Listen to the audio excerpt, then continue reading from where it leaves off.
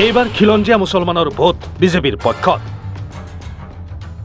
হিমন্ত বিশ্ব শৰ্মাৰ নেতৃত্বলৈ সমৰ্থন খিলঞ্জীয়া মুছলমানৰ। দেশী জনগোষ্ঠীয় মঞ্চ অসমৰ ঘোষণা। লোকসভা নিৰ্বাচনৰ কাউণ্টডাউন আৰম্ভ হৈছে। প্ৰথম পৰ্যায়ৰ মনোনয়ন দাখিল প্ৰক্ৰিয়াৰ সামৰণি পৰিছে। চলি আছে দ্বিতীয় পৰ্যায়ৰ মনোনয়ন দাখিল পৰ্ব। তুংগত উঠিছে বিভিন্ন দলৰ প্ৰচাৰ অভিযান। শাসকীয় দলৰ নেতা কৰ্মীৰ লগতে মুখ্যমন্ত্ৰীগৰাকীও ব্যস্ত নিৰ্বাচনী প্ৰচাৰত।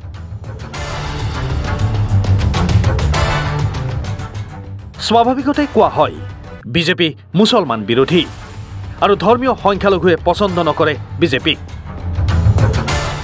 এনে সময়তে প্ৰশ্ন উঠিছে, কাৰ পক্ষত ভোট দিব ধৰ্মীয় সংখ্যালঘুৱে? সামগ্ৰিকভাৱে ধৰ্মীয় সংখ্যালঘুৰ কথা ক'ব নোৱাৰি যদিও খিলঞ্জীয়া মুছলমানসকলে কি কৰিব সেয়া স্পষ্ট কৰি দিলে দেশীয় জনগোষ্ঠীয় মঞ্চ অসমে। খিলঞ্জীয়া মুছলমানৰ ভোট বিজেপিৰ পক্ষত, স্পষ্ট কৰিলে দেশী জনগোষ্ঠীয় মঞ্চ অসমে। কোনো এটা ৰাজনৈতিক দলেই লেখত লোৱা নাছিলে আমালোকৰ ভোটবিলাকৰ কোনো দামেই নাই। কোনো এটা জনগোষ্ঠীৰ কোনো এটা ৰাজনৈতিক দল আপুনি বিচাৰি নাপাব যিটো ৰাজনৈতিক দলত আমাৰ কোনোবা এজন নেতা আছে যিয়ে জিলা পৰ্যায়তে হওক, ৰাজ্যিক পৰ্যায়তে হওক বা ৰাষ্ট্ৰীয় পৰ্যায়তে হওক নিৰ্ণায়ক ভূমিকাত আছে, কোনো নাই।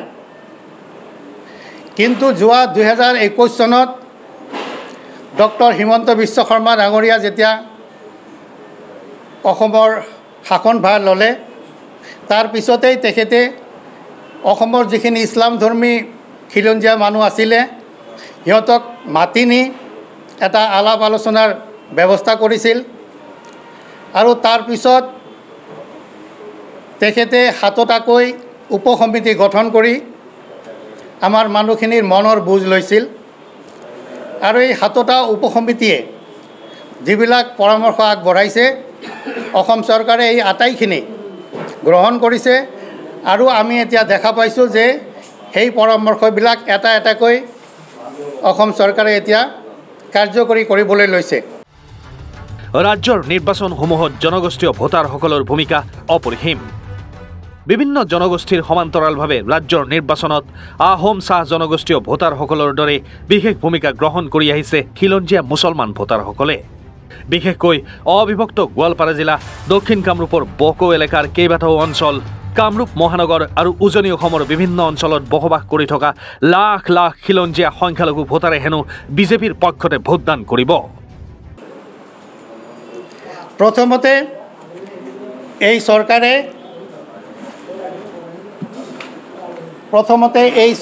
এই চৰকাৰে 2022 চনত আমাৰ জনগোষ্ঠীটোক আৰু বাকী 4টা ইছলামধৰ্মী জনগোষ্ঠীৰ লগতে আমাৰ জনগোষ্ঠীটোকো খিলঞ্জীয়া বুলি স্বীকৃতি দিছে। গতিকে মই আপোনালোকক কৈছোঁ যে আমি আগৰ পৰাই খিলঞ্জীয়া, আমি ভূমিপুত্ৰ। গতিকে আমাক বেলেগকৈ খিলঞ্জীয়া বুলি কোৱাৰ কি প্ৰয়োজন আছিল বুলি আপোনালোকে সুধিব পাৰে। ইয়াৰ প্ৰধান কাৰণটো হ'ল আমাৰ মানুহখিনি, আমাৰ যিবিলাক দেশী অধ্যুষিত এলেকা আছে অসমত, গোটেইখিনি এলেকাত জনগাঁথনি এনেকৈ পৰিৱৰ্তন হৈছে যে আমাৰ মানুহখিনিৰ পৰিচয় নোহোৱা হৈছে। আমি অস্তিত্বৰ সংকটত ভুগি আছিলোঁ। গতিকে অসম চৰকাৰৰ এই সিদ্ধান্ত আমাৰ কাৰণে মকৰধ্বজৰ কাম কৰিছে। আমাৰ কাৰণে যথেষ্ট গুৰুত্বপূৰ্ণ এটা সিদ্ধান্ত আছিল। কেৱল ইমানেই নহয়, অসম বিধানসভাত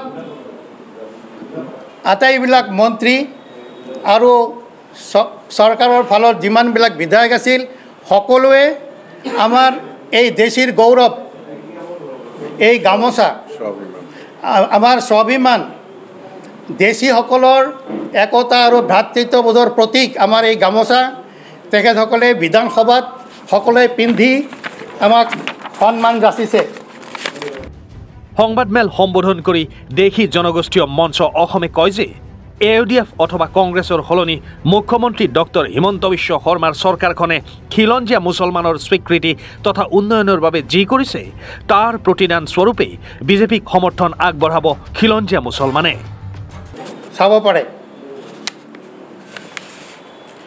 তাৰ পিছতে এই চৰকাৰে এটা বৰ ডাঙৰ কাম কৰিছে সেইটো হ'ল আমাৰ মানুহখিনিৰ কাৰণে ডক্টৰ হিমন্ত বিশ্ব শৰ্মা চৰকাৰে আৰ্থসামাজিক জৰীপৰ কাৰণে সিদ্ধান্ত লৈছে আৰু এই আৰ্থসামাজিক জৰীপত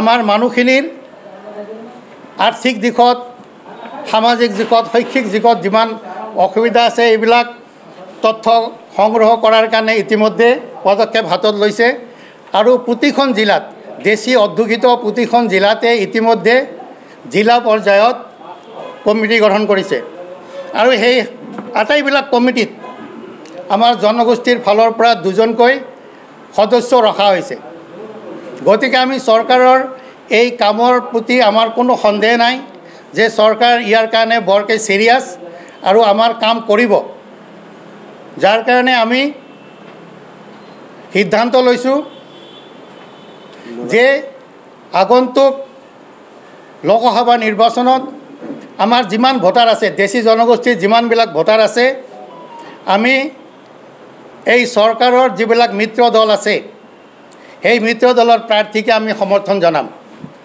আৰু ইয়াৰ ভিডিঅ' জাৰ্নেলিষ্ট গুণু ডেকাৰ সৈতে দীপ শইকীয়াৰ ৰিপৰ্ট এনি ভাৰত 24।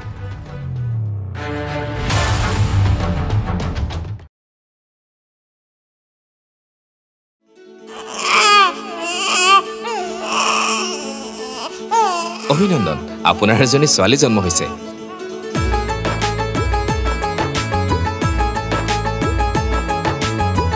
লাহি পাহি এজনী পৰি আহিলে ঘৰখন উজলি